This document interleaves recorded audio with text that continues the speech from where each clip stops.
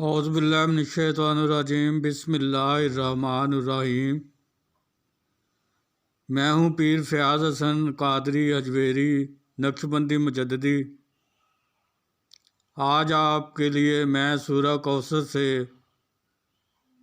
موکل رضائیل کی تسخیر کا عمل لے کر حاضر ہوا ہوں۔ تو بنا ٹائم ضائع کیے چلتے ہیں اپنے عمل شریف کی طرف۔ تو عمل آپ نے نوچندی جمعرات سے بعد نماز عشاء 10 بجے سے لے کے صبح 2 بجے تک کسی بھی ٹائم کر سکتے ہیں۔ عمل کو نوچندی پیر سے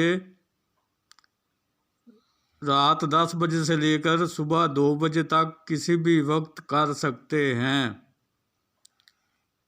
اس عمل کو منہ قبلہ شریف کی طرف کر کے کرنا ہے۔ اندھیرے کمرے میں کر لیں تو زیادہ بہتر ہے، ورنہ چراغ جلا لیں۔ تو آپ نے پہلے اپنے گرد دائرے والا حصار لگانا ہے۔ حصار لگانے کا طریقہ یہ ہوگا کہ آپ 11 بار درود ابراہیم پڑھیں گے، 5 بار سورہ فاتحہ، 4 بار تینوں کل، 21 بار پڑھنی ہے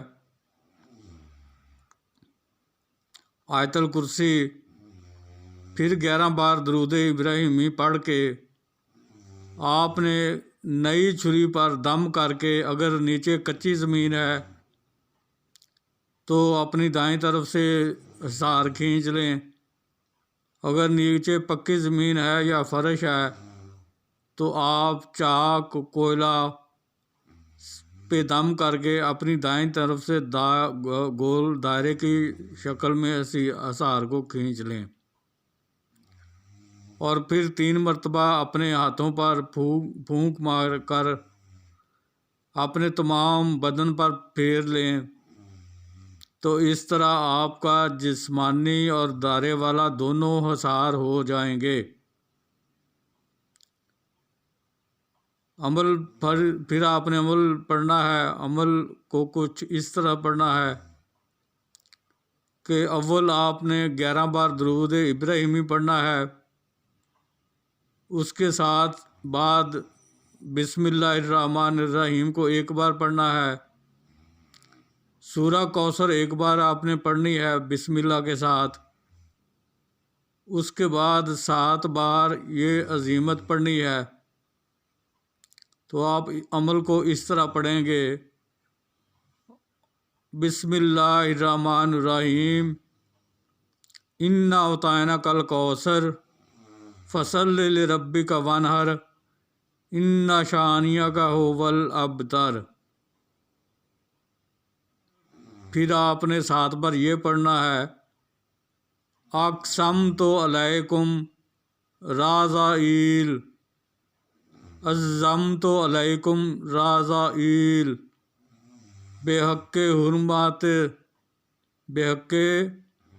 بے حرمت سورۃ الوہا العجل الساعۃ۔ تو اس عزیمت کو آپ نے 7 بار پڑھنا ہے۔ تو اس طرح یہ سورہ کوثر آپ کی 1 بار مکمل ہو گئی۔ اسی طرح آپ نے پھر بسم اللہ الرحمن الرحیم، انا اعطیناک الکوثر فصل لربک وانحر ان شانئک ھو الابتر، پھر پڑھنا ہے: اقسمت علیکم رضائیل، عزمت علیکم رضائیل، بحق بے حرمت سورۃ الوہا العجل الساعۃ۔ اس کو آپ نے 7 بار پڑھنا ہے۔ اس طرح آپ کی سورہ کوثر 2 مرتبہ مکمل ہو گئی۔ تو اسی طریقے سے آپ نے سورہ کوثر کو 41 بار پڑھنا ہے، اور ہر بار 1 مرتبہ سورہ کوثر پڑھنے کے بعد 7 بار عزیمت کو پڑھنا ہے۔ 1 بار سورہ کوثر پڑھنی ہے، پھر عزیمت 7 بار پڑھنی ہے، پھر 1 بار سورہ کوثر پڑھنی ہے، پھر 7 بار عزیمت پڑھنی ہے۔ اسی طرح آپ نے ایک رات میں 41 بار سورہ کوثر کو مکمل پڑھنا ہے۔ تو یہ آپ کا 1 رات کا عمل مکمل ہو جائے گا۔ اسی طریقے کے مطابق آپ نے سورہ کوثر کو 41 بار روزانہ پڑھنا ہے، اور 7 بار عزیمت کو ہر 1 مرتبہ پڑھنے کے بعد پڑھنا ہے۔ تو آپ کا 1 دن کا مکمل ہو گیا۔ اس میں اگربتیاں جلا لیں، کپڑوں پر آپ نے خوشبو لگانی ہے۔ کپڑے جو اس میں استعمال ہوں گے وہ احرام باندھا جائے گا۔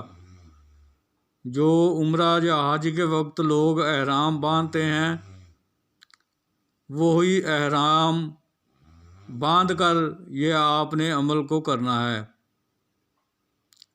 تو کپڑوں پر خوشبو عطر وغیرہ کی لگا لیں، اگربتیاں کو سلگا لیں، اور عمل کو اندھیرے کمرے میں پڑھیں، یا پھر ایک چراغ جلا کر اس کی روشنی میں پڑھیں۔ عمل کو زبانی پڑھنا ہے، اوپر سے دیکھ کر نہیں پڑھنا۔ تو پرہیز اس میں جو کیا جائے گا وہ بھی میں آپ کو بتا دوں کہ اس میں پرہیز جو کرنا ہے آپ نے وہ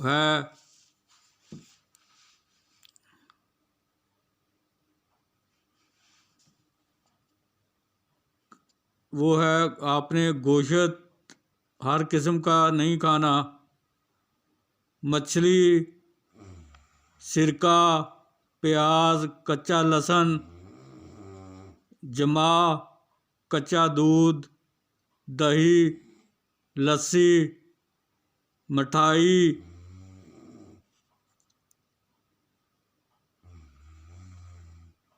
شہد، مشک، سرکہ، مولی، ہینگ، عنبر، چھہارا،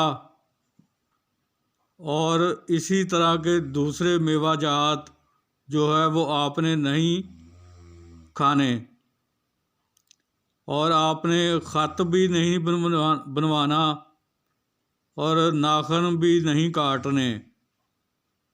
تو یہ اس کا مکمل پرہیز ہے، یہ پرہیز آپ کو کرنا پڑے گا۔ تو اسی طرح آپ 41 یوم اس عمل کو کریں گے۔ 41 یوم کے بعد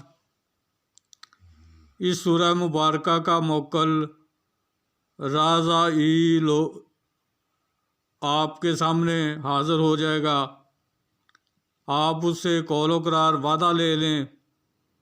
وعدہ لینے کا طریقہ یہی ہے کہ 3 بار آپ نے حضرت سلیمان کی قسم لینی ہے کہ جب بھی میں بلاؤں گا آپ آؤ گے، جہاں میں بھیجوں گا آپ جاؤ گے، جو جائز کام بھی میں آپ کو کہوں گا وہ آپ کرو گے، مجھے، میری بیوی بچوں کو، میری فیملی کو، میرے رشتہ داروں کو، میرے عزیز و اقارب کو کسی قسم کا نقصان نہیں دو گے، اور میرے کاروبار میں کو بھی کوئی کسی قسم کا نقصان نہیں دو گے۔ اسی طرح سے قسم آپ نے تیر باندھ لینی ہے، تو وہ بھی کچھ شرائط آپ پر رکھے گا۔ تو وہ جو شرائط رکھے، اگر وہ شرائط آپ پہلی شرط رکھتا ہے آپ کے لیے مشکل ہے، تو آپ اس کو کہہ سکتے ہیں کہ آپ کوئی اور شرط رکھیں، اگر وہ بھی مشکل ہے تو آپ اس کو کہہ سکتے ہیں کوئی اور شرط رکھیں۔ اسی طرح آپ اس کو 10 شرطیں جو ہے اس سے انکار کر سکتے ہیں۔ 10 شرطیں انکار کرنے کے بعد 11ویں شرط وہ اتنی آسان رکھ دے گا کہ آپ اس کو بآسانی کر سکیں گے۔ پھر آپ نے اس سے نشانی طلب کر لینی ہے، اس سے اس کی حاضری کا طریقہ پوچھ لینا ہے اور اس کو جانے کی اجازت دے دینی ہے۔ پھر جب آپ نے اس کو کبھی حاضر کرنا ہے تو تنہائی میں جو طریقہ کار اس نے حاضری کا آپ کو بتایا ہے وہ استعمال کر کے آپ اس کو حاضر کر کے اس سے جائز کام، ہر قسم کا جائز کام لے سکتے ہیں۔ یہ ناجائز کام ہرگز نہیں کرے گا اور جائز کام آپ کا ہر قسم کا کرے گا۔ تو عمل کے دوران حصار کو روزانہ آپ نے ختم کر کے باہر آنا ہے۔